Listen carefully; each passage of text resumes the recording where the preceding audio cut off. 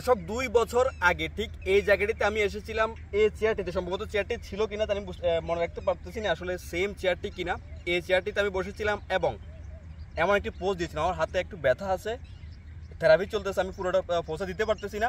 সাকিব আল হাসানের নবাবের 2019 বিশ্বকাপের যে পোস্টটি ছিল সেই পোস্টটি আমি দিয়েছিলাম, দিয়ে আমি এর পরবর্তীতে ভিডিও বানিয়েছিলাম এবং বলেছিলাম নবাবের যে ফটোটি সেটা নিয়ে অনেক তেল মেরেছিলাম।